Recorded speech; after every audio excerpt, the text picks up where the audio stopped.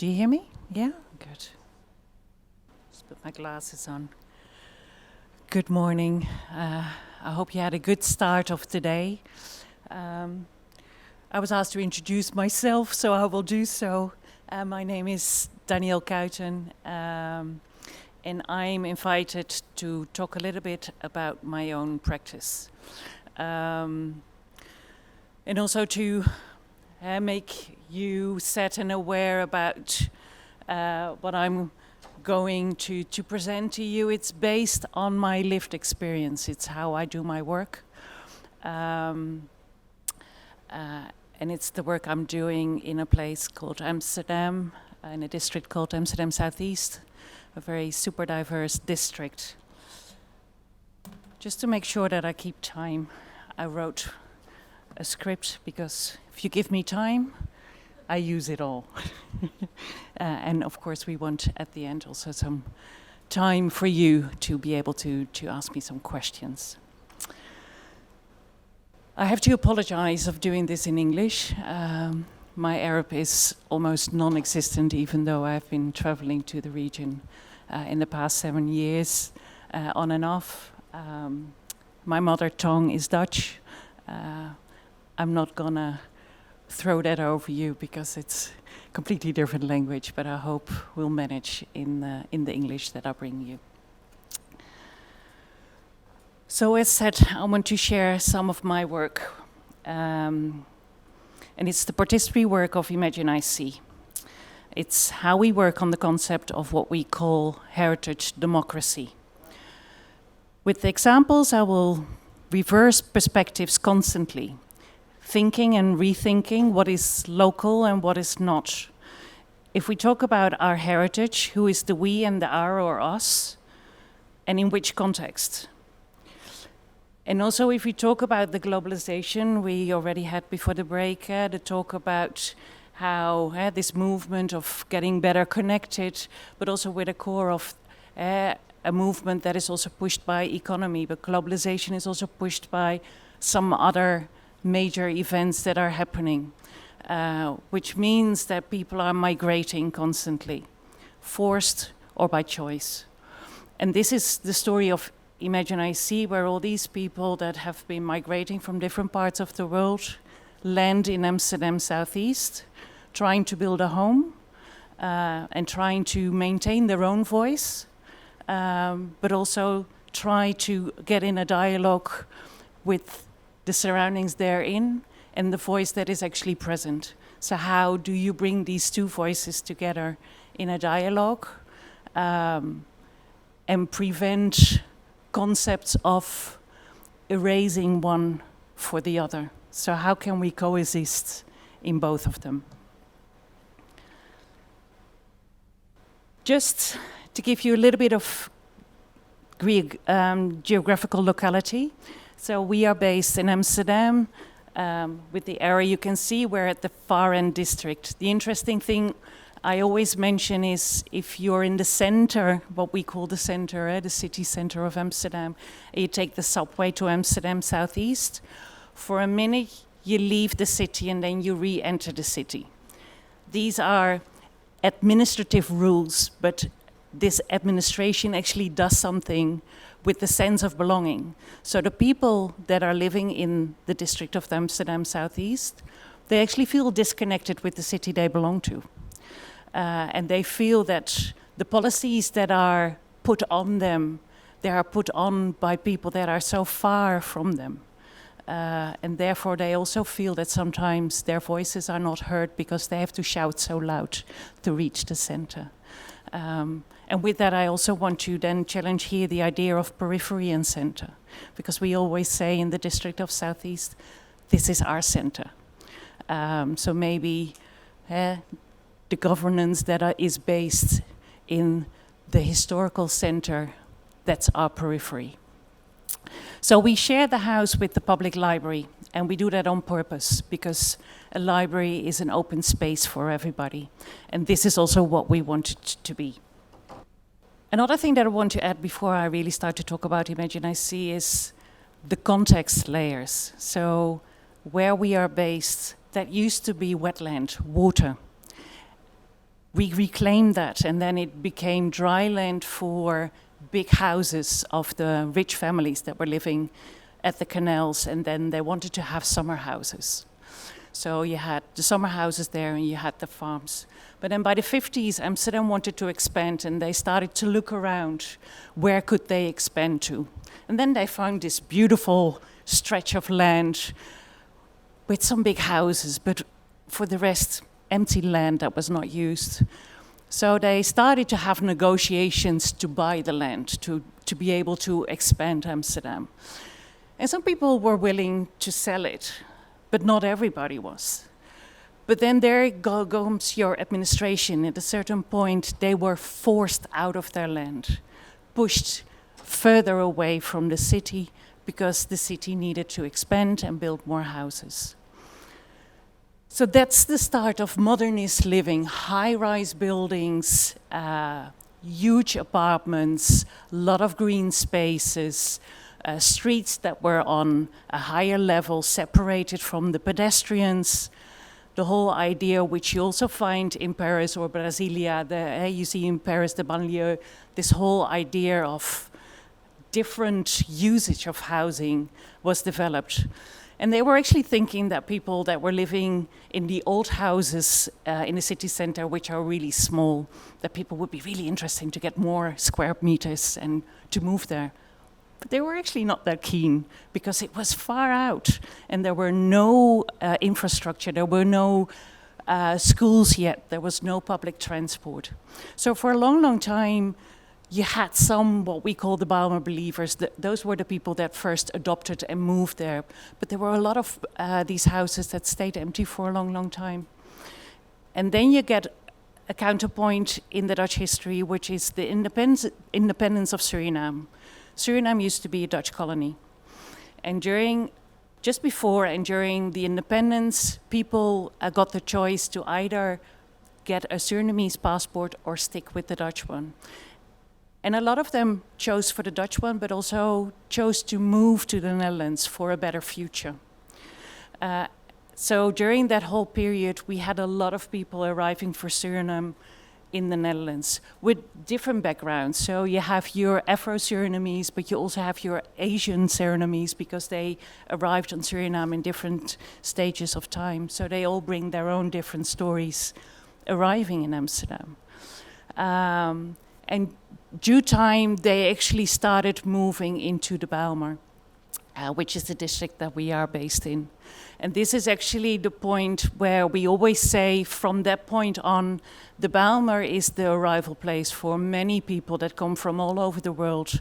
And they all prefer to live in Amsterdam Southeast because of the dynamics that are there, that everybody is able to have the space to make a home. Because this is what a society is all about. It is, how do we create spaces together?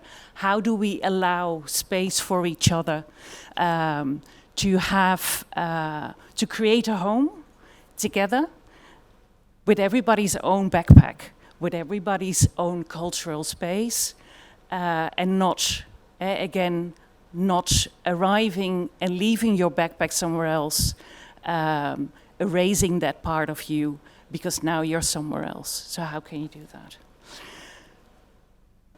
There's one quite disturbing picture in it, but it's an important one. So one of the big other turning points in the history of the Bijlmer is that we had an El Al plane, a cargo plane that crashed in 2 of the high-rise buildings in '92. And this really disrupted the district on many levels. So a lot of people were killed during that accident, and also a lot of people we don't know the names of, because in these buildings a lot of undocumented people were living. But we always, when we tell the story, we always mention them, that in a way we also pay honor to their leaving their lives. But this really made that a lot of people moved out of it because they didn't feel safe anymore. So it created a whole different dynamic. And it was only afterwards that the government started to actually pay attention again of what was happening in that far end district and started to actually invest in doing different projects, having, besides basic schools, also universities and everything. So then Imagine IC. So we were founded in 1999. And we are a heritage institution with a mission to document, present, and debate the everyday heritage of today's society, particularly in super diverse urban settings that we are based in. Unlike traditional museums, Imagine IC is not about preserving objects behind glass. It's about facilitating dialogue and creating an inclusive conversation space that reflects living memory. We do this in and with the neighborhood. At the same time, we also function as what we call a research and development space, or a hub.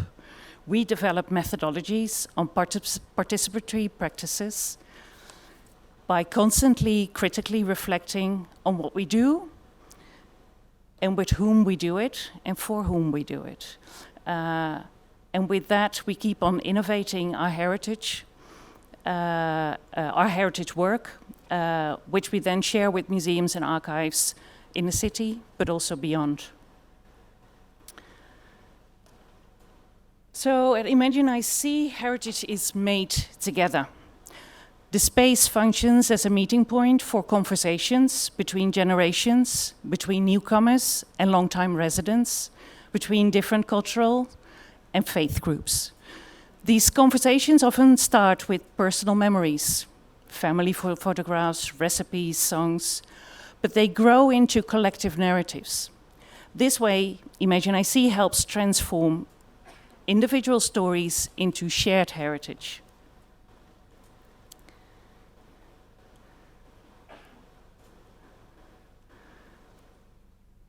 So, religion is one of the, I will highlight some of the themes that we've been addressing in the past years.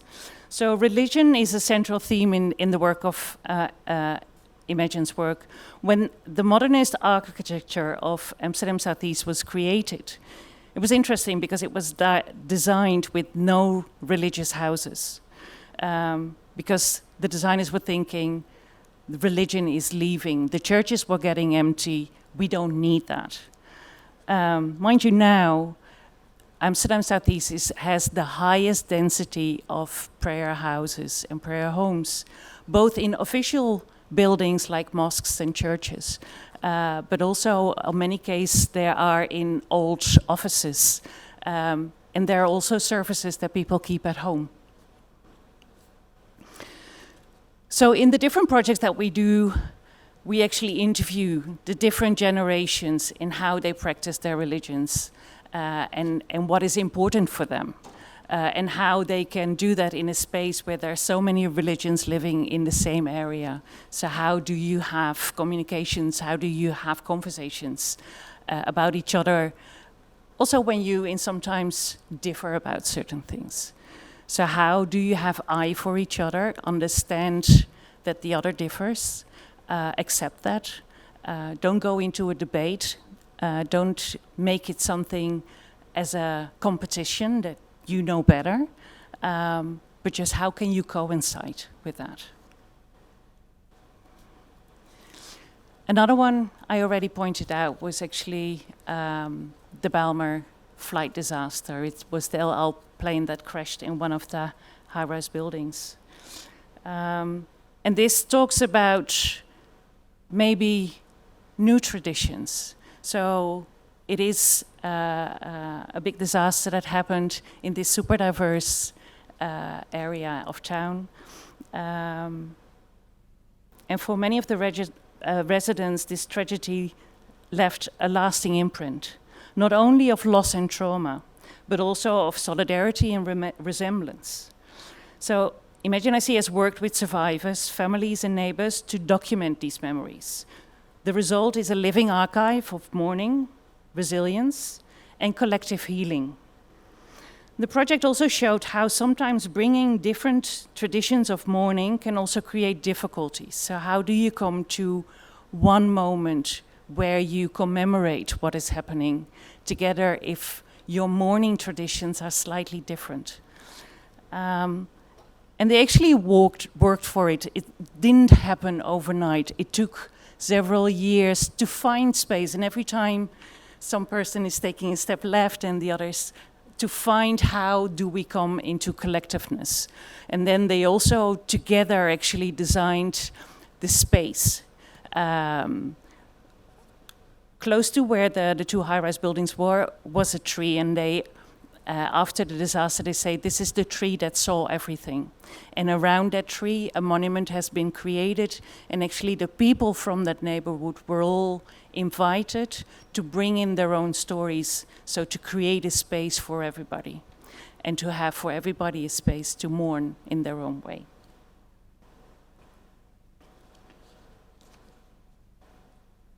This is a long-term project that we also did, and it's on different clothing traditions. As said, during the independence, we had a lot of Surinamese people that moved to the Netherlands, and a lot of them actually, the majority in Amsterdam Southeast are from Surinamese backgrounds, and a big part of them are Afro-Surinamese. And they have their own clothing traditions. And what we started to work with is with different generations to pass on not only the concepts of the clothing, and for the Surinamese, every part of the clothing also stands for a special saying, so it has a message. So on one hand, they're actually transforming and transferring this knowledge to the younger generations. At the same time, they're also inviting new generations to create new fashion with that. So how can we also not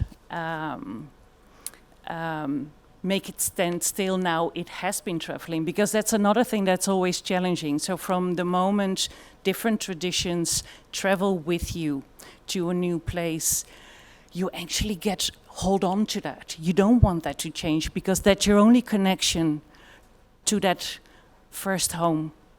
But a lot of these traditions and rituals from back then, they've always been moving. They've been moving in time. They also move because maybe you move from certain climates to another climate, and certain things cannot be done in the new climate, or certain products are not there available anymore. Everything is always dynamic in the heritage. So how can you still honor the different stories of the past and honor the stories of the elders, but also create the space for the new generation to adapt and create new layers of meaning to that? And how can you marry that together? And that was something that we did with it. And the interesting thing, because a lot of the patterns, the women did that from the head. They didn't have anything on paper. Everything was given from generation to generation just by telling and showing. And we tried one exercise to actually start having something on paper and have proper patterns on papers, and we didn't manage to, because there were too many disputes, because every family has their own tradition in it. It's a little bit like recipes. There's not one authentic recipe. If you talk about a biryani, or if you talk about a roti, every family has their own. And their own is always the best. And there's always this secret spice in it, or something. And they will not share it, but therefore you can never come to one. So you can sign out the basics together, but therefore we left it. So this is something in tradition that this is still going to be passed on within the families with their own specificities.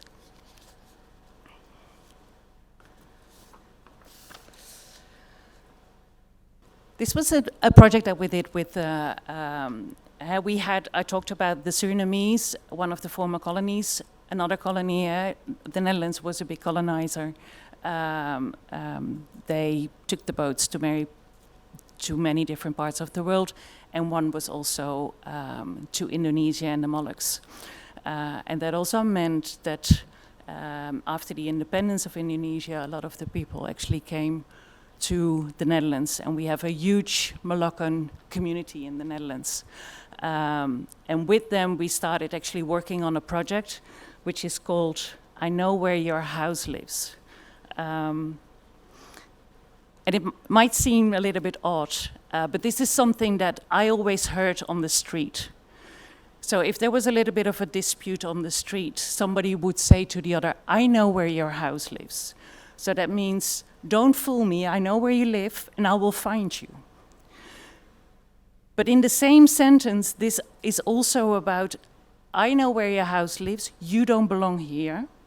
Because this is at the same time in all the movements of migration that we are constantly hearing. Go back to your own country, you don't belong here.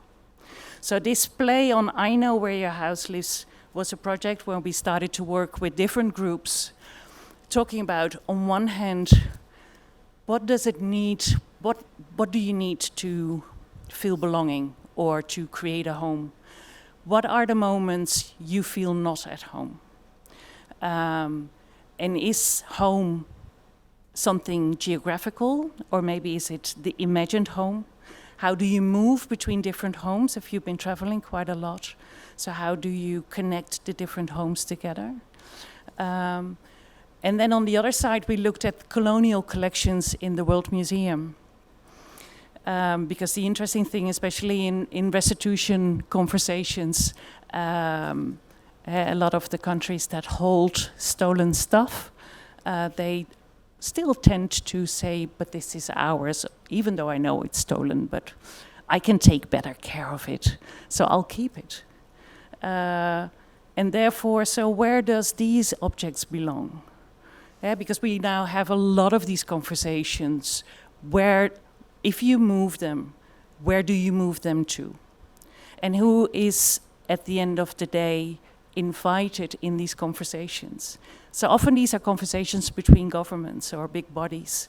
But we notice that a lot of the diaspora that is living in our neighborhood, they are not invited to these conversations.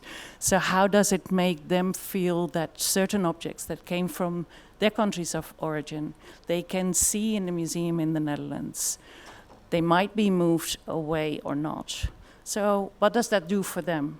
What do they feel? What do they think it should be there? It is at home in the museum, or should it be used? We also say a lot of the objects, especially a lot of the objects that were brought from afar, were user objects, religious objects. They got meaning by doing something with it, by having rituals. And now they're standing in these depots. They don't get love, they don't get anything. So this is what we try to do and have conversations about. For us, it's not always to get, we have many questions. It's not to find answers, but to at least to start conversations, to invite as many people as possible to join in. As said, we talk about heritage democracy. For us, everybody has a voice in, and by doing that, you also connect all the different generations, because they start to feel it's also theirs. And this is important.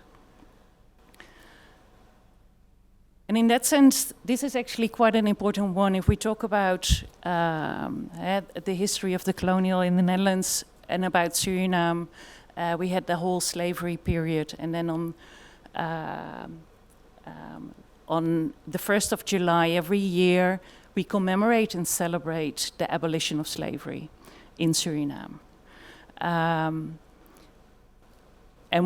the past year, it was 150 years ago, and what we started to do is, with the early groups that started to give shape to the commemoration, to have conversations, but also to talk to the newer generations, and also to see that their wishes of commemoration are maybe slightly different. So how do you also, in generational passing on, create space to the new voices? And to also make sure that the young generation also can shape it in such a way they feel connected to.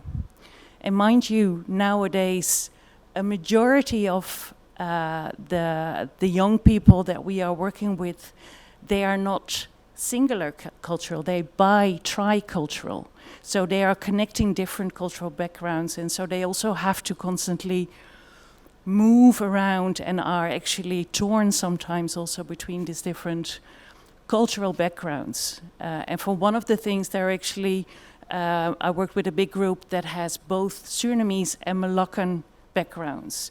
So from two sides, they are connected by the history of slavery and colonialism, but they are connected in different ways with different cultural remembrance and memory that is passed on, and they are constantly trying to find, and where am I in that? What is my identity in that? And this is also something that we want to create spaces also for that. So I'm heading towards the end. I'm not sure how am I for time. I'm good, okay. So this is something that we did with the indigenous groups of Suriname, because for the past years, actually the emancipation of the Afro-Surinamese was really strong.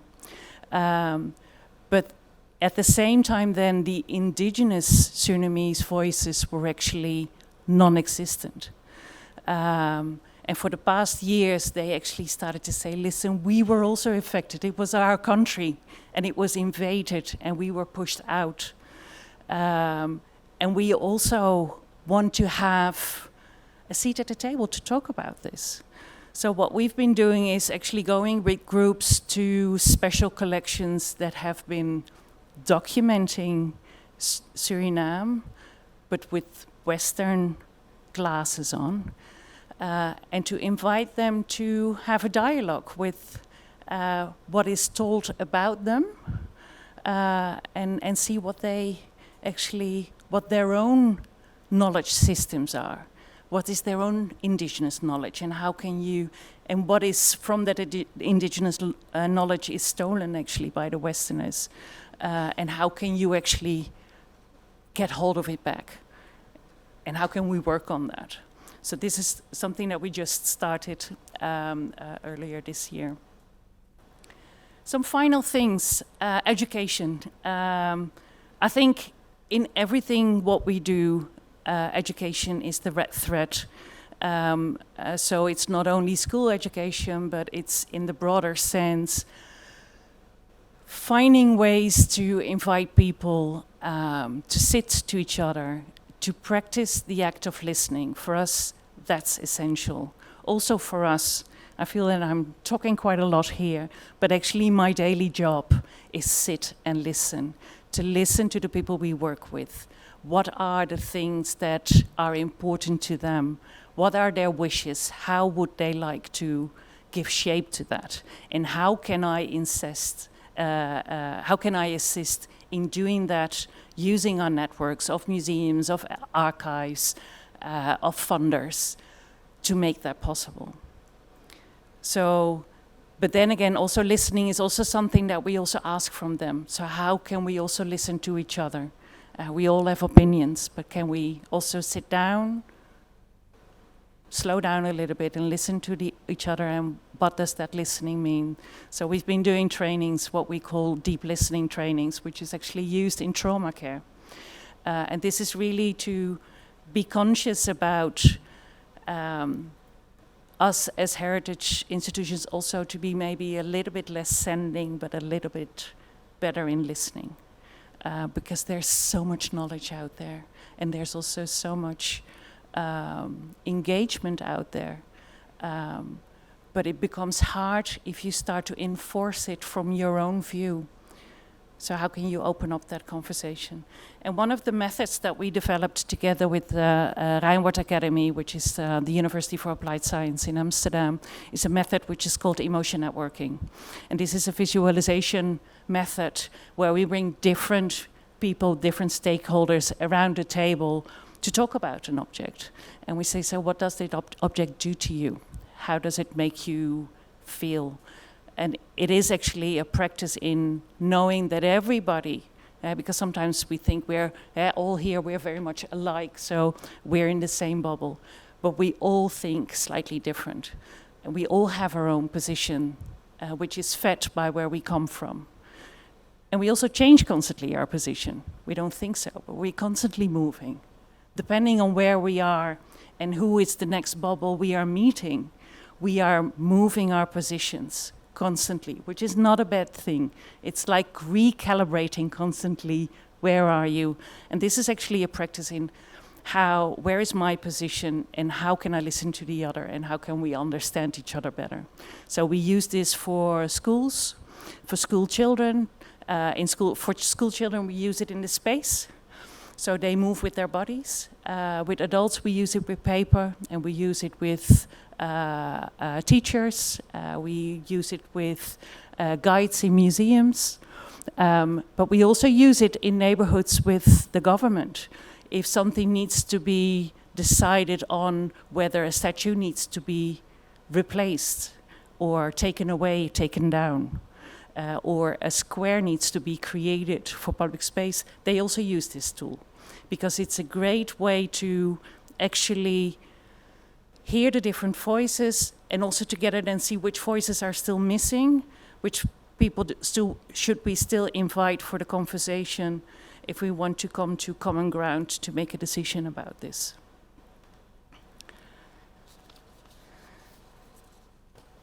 I started to write everything down and now I'm doing everything, so this is the last one, Shireen. So this is actually, every year we organize what we call a breakfast on the 1st of July, when we commemorate and celebrate the abolition of slavery. We organize with schools from different parts of the city a breakfast. And this is to make sure that the children from primary school, 7 and 8, meet children from different districts, because often children don't move between the districts, to sit together at a table and then talk about the importance of commemoration.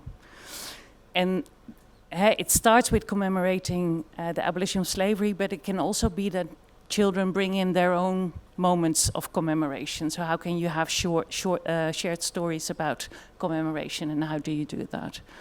And there's performances there, and they're a whole morning there away with schools. So again, and it was interesting because on my way here, I actually forgot that in the Netherlands there was a great report which was done by UNESCO. It was an advice to the Dutch government, which actually connects to everything that I've been talking to. If you work in a society which is completely colored by migration, how can you actually acknowledge the new generations that are actually coming from that come from diaspora? And the report is called Irreplaceable and Uncatchable, the innovation of the power of what they call the culture. So how can we get these new creatives that are out there to actually also give them a voice also in policy making? Because up till now they have been neglected, ignored. But they are there, and they're actually doing this out of their own urgency to do something with their own culture. They're creating spaces. They actually raise their own funding. So how can we get them into the policies as well? So these were my experiences. I hope you enjoyed it. Thank you so much for your time.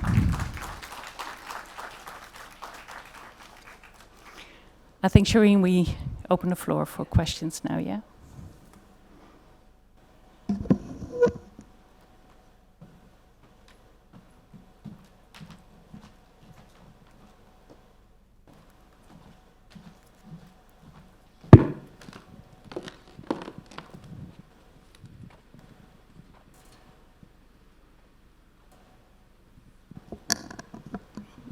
Okay, thank you for your presentation.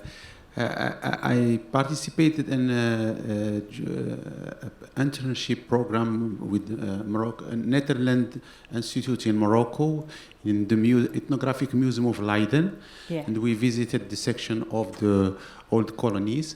I want just to ask in your Imagine program with these local communities, did you face any request for the restitution of cultural properties from Netherlands museums to their home countries? Do you have this kind of discussion inside Imagine C? We never had actually with the communities we worked in. They never came with a request. The only request they always came with, I want to have access to these objects. I know there's so much of my culture in your depot, and I can't reach it. I want to connect to it. So actually the urgency is way more local in that sense than it to be sent somewhere else. Yeah. Thank you for your question.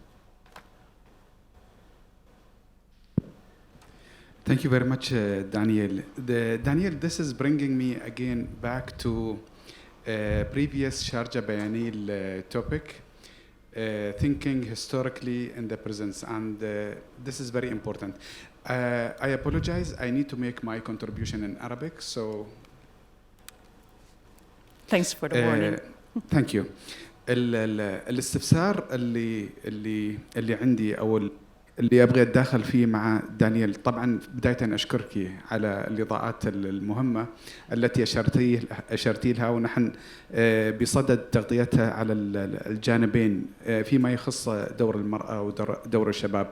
نحن في المنطقه العربيه لدينا تحديات كبيره بسبب الصراعات كما تحدثنا بالامس واليوم، لكن أصعب التحديات اليوم تواجهنا هناك تحديات بسبب بعض الجوانب السياسية، مشكلات مذهبية، مشكلات مرتبطة ببعض عدم قبول الآخر في الكثير من المناطق العربية، ونتيجة لذلك حصلت هذه الإشكاليات والتحديات. لكن أعتقد أن يجب أن نفكر بالصفحة المضيئة، وأعتقد أن الخيار الأمثل في الوقت الحالي أيضا التفكير في الأشخاص الذين هاجروا من الوطن العربي لأوروبا والعديد من دول العالم.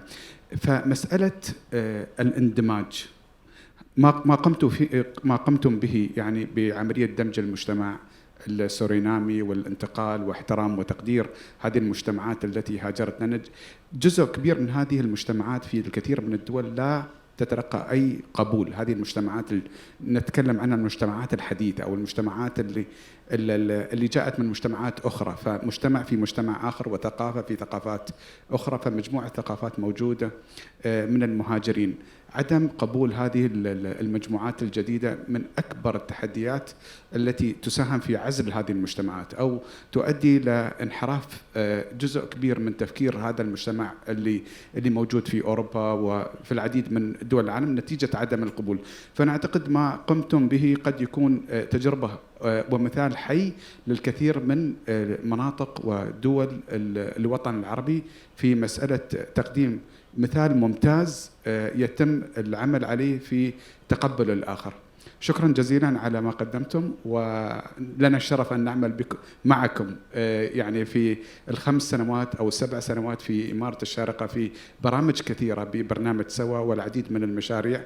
وطبعا يشرفنا أنكم موجودون في دولة الإمارات إن شاء الله في الشهر القادم لتقديم مجموعة كبيرة من المشاريع واحترامكم لهذه الثقافات التي كانت موجودة في الوطن العربي والعالم ككل. شكرا جزيلا. Thank you so much, Nasser. I just want to make one little side note. We do it, but it's not easy. And again, I think therefore it's time to be patient and to be patient with each other, because it takes time processes like that to really understand each other, to speak each other's languages. Especially in the cases, we had a lot of case studies here talking about the countries that were hit, and we have a lot of people that were actually have been fleeing from that and arriving. So they left their country and they arrive in a new place in asylum seeker systems where they're not allowed anything. So I'm also quite critical about our own system. There's still problems there, and this is something that we then from the culture try to do, to create spaces. So we also work with the local refugee centers for that, because you arrive with your trauma. How can you connect to the place that you had to leave and connect to the stories in centers that actually often don't feel safe still? But thank you for that.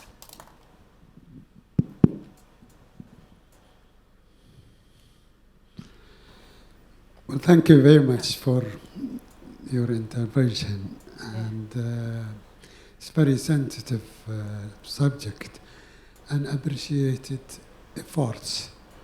What you're doing. Actually, the immigration issue has been a challenge for both sides, the newcomers and the hosts. But it based the challenge on the idea that the host country, they try to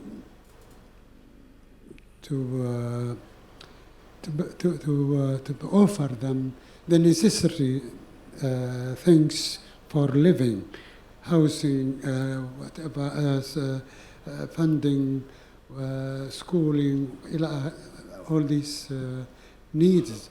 But in the long run, there is less work being done. Even they were trying in some countries, but to work on the adaptation, the integration, that as long as you accepted them to come, make sure you will have new citizens. They will share you. They should be accepted. They should be, and especially that some of them, if not a high percentage, are not educated sometimes, are not. They don't know the language. It is a big responsibility, and we know that there is a lot need to be done, and we cannot blame hosting government totally. They made a lot of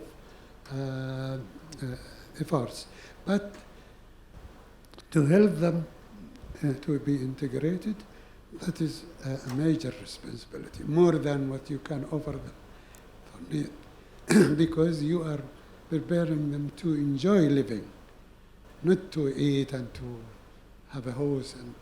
And the other challenge that these communities, they were in contact with their previous culture and country and all of that. And somehow, lately, in the last 3 decades, they were new.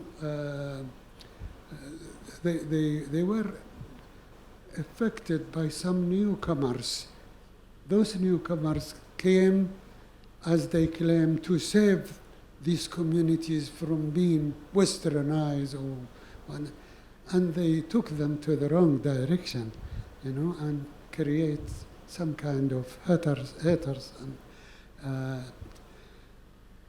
and that also created some opposition in the hosting countries, communities.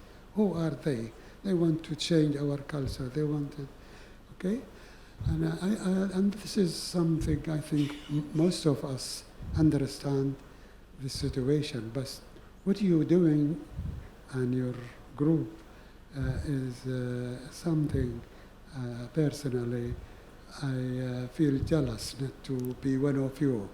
Okay, you are doing the government role, and I hope this initiative will be more wider in other hosting countries for these communities. And I think this is a chance, if people understand it, to give example for living together. You have small categories of newcomers to the percentage of population. It is a time to show that we are human and we can accept each other and living together. And I will finish with a good example in United Arab Emirates. with degree of some other Gulf countries. But here is more clear, the example. We have 200 nationalities. We have 9 millions. According to the local community, we are almost minority. But this country established laws, and they work a lot to make the idea that these people are here to share us building the development in this country, and they establish rules to make them feel safe here, by law. And there is a new laws, not in any other countries, to have punishment in advance. If you say bad thing to you on the road, the punishment is ready. We just need to prove it. They don't go to the court or whatever. There are several rules, and everybody is aware not to make any harm to anybody. They are living in peace. These 9 millions. The rate of crime is nothing according to other places. In Europe or in America or Canada, Australia, the percentage of newcomers is not as much as it is in United Arab Emirates. And they still struggle after many decades to make them feel accepted, despite of many help being provided for them. I need your comment. Thank you very much. Well, thank you so much for your reflections. I hear myself. I just had the headphone on because the sound is then better, because the mic is not so good here. Thank you so much on your reflections, and I agree with the role of the host, but it's also a complicated one. I think integration goes two ways. It is a dialogue, and it should not be, I think, we give you a package and this is it, and now it finished. And I do understand that this is not what you meant, but I think it's important to keep on thinking about that. It's everything, life together is constantly being in dialogue with each other, and to be open to the dialogue, and to find ways to respect each other in that sense. And of course, in the first place, there is the need of the house and things like that. But then when that's there, then the next step is feeling at home. It's in all it's in the traditions, it's in the ritual, it's the culture. This is what makes you feel at home, because otherwise you keep on feeling yourself a visitor in strange lands. So you have to find ways where you can connect to traditions and rituals of your host, but also to find the space and the time to also have that with yourself. And that's sometimes where living together sometimes it's not an easy one, and this is where we say we need time and conversations together. How do we create spaces for each other, and how do we allow space for each other to have that? So thank you so much, and I would love to see how we can expand. Any more questions, or do we have lunch? Okay. Next time. You asked me over lunch. I'm still here the whole day. Thank you so much for your time.